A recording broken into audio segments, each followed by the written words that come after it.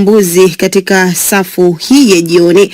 Mashambulizi ya droni yameulenga mji mkuu wa Sudan, Khartoum, leo Alhamis, wakati vikosi vya wanamgambo wa RSF vikianzisha mashambulizi ya ardhini katikati mwa nchi na katika eneo la mpakani la Ethiopia. Kuhusu mzozo huo wa Sudan, Angela Mdungu ana taarifa kamili. Vyanzo kutoka pande zote zinazopigana vimeeleza kuwa droni na makombora ya kujihami dhidi ya mashambulizi ya anga vimeshuhudiwa katika anga ya Khartoum kwa siku ya pili mfululizo.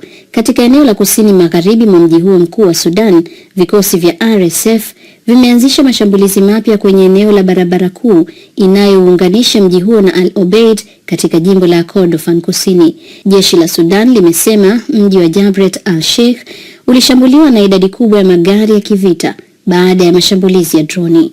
Wakati huo huo, mapigano makali yanaendelea katika maeneo ya Jabret al-Sheikh na Bara ambayo yamekuwa yakigombaniwa na pande zote ili kudhibiti njia muhimu kuelekea El Obeid. Katika hatua nyingine, mashambulizi yameripotiwa pia katika mji wa Kurmuk mpakani mwa Sudan na Ethiopia. RSF imedai kuwa imechukua tena udhibiti wa mji huo. Kwa upande wake, jeshi la Sudan limesema mashambulizi hayo yalitokea ndani ya eneo la Ethiopia. Mashambulizi hayo yamefanyika ikiwa ni siku moja baada ya wanamgambo wa RSF kushambulia kwa droni miji mitano inayodhibitiwa na jeshi rasmi katika maeneo mbalimbali ya taifa hilo. Hatua hiyo inaonekana kuwa sehemu ya mkakati wa kulipiza kisasi baada ya jeshi kufanikiwa kuwarudisha nyuma wanamgambo hao kutoka barabara ya Khartoum kuelekea El Obeid mwezi uliopita. Mwaka jana, RSF iliimarisha udhibiti wake katika eneo kubwa la magharibi mwa Sudan la Darfur, na tangu wakati huo imeendelea na mashambulizi ya kutaka kupata maeneo zaidi. Hata hivyo, kufikia sasa jeshi linayadhibiti maeneo ya kati, kaskazini na mashariki mwa Sudan, na limekuwa likijaribu kuonesha kuwa hali ya kawaida nchini humo inarejea katika maeneo yaliyo chini ya udhibiti wake. Vita nchini humo vilianza mnamo mwezi Aprili mwaka 2023 kati ya jeshi linaloongozwa na Jenerali Abdel Fattah al-Burhan na wapiganaji wa RSF chini ya Jenerali Mohamed Hamdan Daglo. Wawili hao walikuwa washirika kabla ya kuingia katika mgogoro wa kuwania madaraka. Kulingana na Umoja wa Mataifa, mzozo huo umeendelea kusababisha moja ya majanga makubwa zaidi ya njaa na wakimbizi duniani.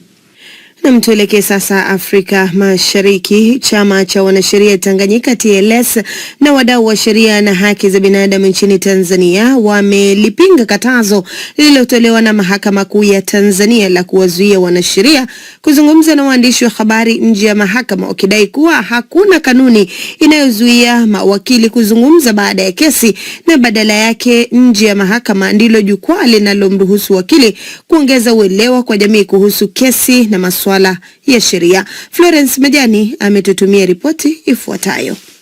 Rais wa chama cha wanasheria Tanganyika TLS, wakili Boniface Mwabukusi, amelipinga katazo hilo akidai kuwa hakuna kanuni wala sheria inayomzuia wakili kuzungumza nje ya mahakama, alimradi tu asivunje mipaka ya kimaadili ya mawakili. Hakuna hiyo kanuni. Nisikilize, mimi ni wakili, si wakili wa juzi, ni wakili mzoefu, ninafahamu sheria, lakini vile ninafahamu chanzo cha hilo jambo. Kwa hiyo kimsingi ni kwamba mahakama haiwezi kukataza jambo ambalo sheria haijakataza. Wakili Mwabukusi amesisitiza kuwa mawakili na wanasheria hawafanyi biashara wala hawanufaiki na kesi zenye maslahi ya umma kama za kisiasa, bali wanafanya kazi za msalaba na hawastahili kubezwa. Taarifa ya mahakama iliyosainiwa Agosti 12 na msajili wa Mahakama Kuu ya Tanzania imeeleza kuwa inazingatia kanuni na maadili ya mawakili na ibara ya 30 kifungu cha kwanza ya Katiba ya Jamhuri ya Muungano wa Tanzania. Kadhalika, taarifa hiyo imeeleza kuwa inarejea hatua ya TLS na Mahakama Kuu ya Tanzania kuwakumbusha mawakili na wanasheria wanaohudhuria kesi mahakamani kutoongelea mashauri yanayoendelea mahakamani kwa namna inayoweza kuathiri mwenendo wa mahakama. Wachambuzi wa masuala ya sheria wamelipokea katazo hilo kwa mitazamo tofauti, wakidai kuwa linaingilia haki ya kupata taarifa na uhuru wa mawakili kujieleza kwa raia. Wakili mstaafu Matthew Kakamba amesema licha ya kuwa kanuni hizi zipo kwa mujibu wa katiba, lakini zinazuia haki ya upatikanaji wa taarifa, kwani mahakama ndio sehemu pekee ya kutoa ufafanuzi wa mwenendo wa kesi.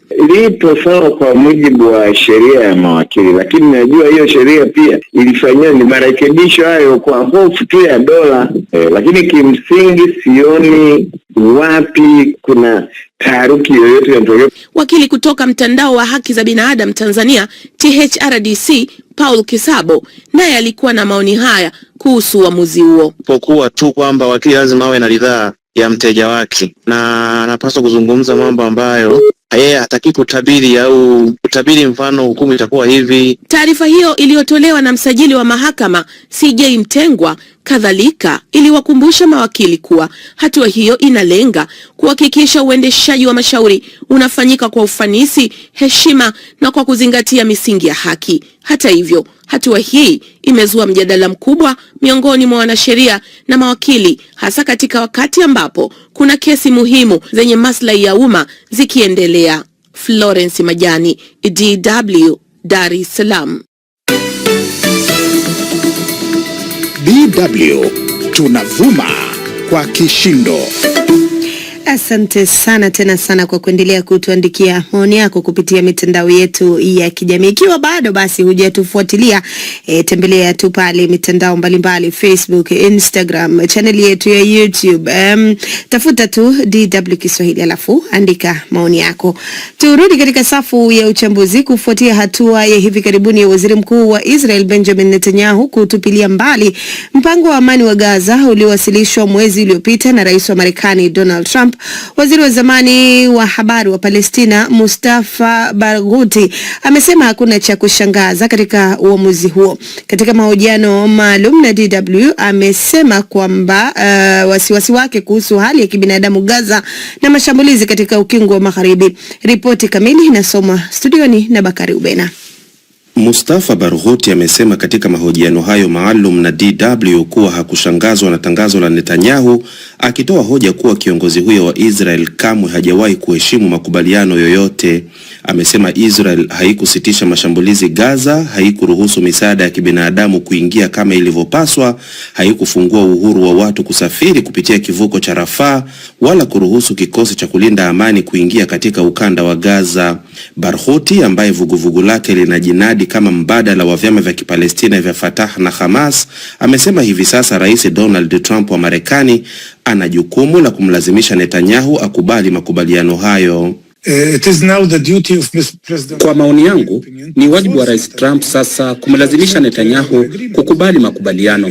Asipofanya hivyo, ataipa Israel nafasi nyingine ya kutowajibishwa, sio tu mbele ya sheria za kimataifa ambazo Netanyahu amezoea kuzikiuka, bali pia mbele ya makubaliano haya ambayo Netanyahu ameyasaini na serikali ya Marekani.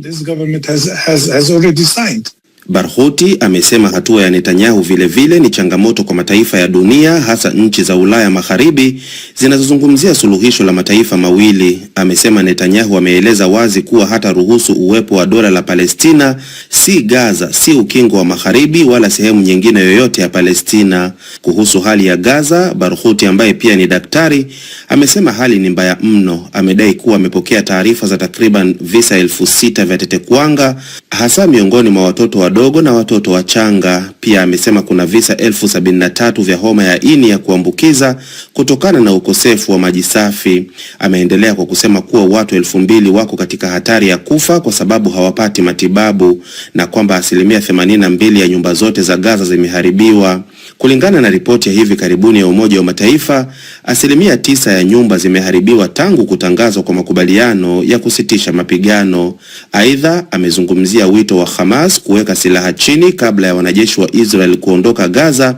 Barghouti amehoji kwa nini hakuna anayezungumzia hatua ya Israel kuondoa silaha katika maeneo ya mipaka na Gaza. Hali kadhalika amekosoa operesheni za Israel katika ukingo wa Magharibi unaokaliwa kwa mabavu, akisema raia wasio na silaha wanakabiliwa na mashambulizi ya walowezi wa Kiyahudi wenye silaha wanaolindwa na jeshi la Israel pamoja na uvamizi wa kila siku wa jeshi hilo.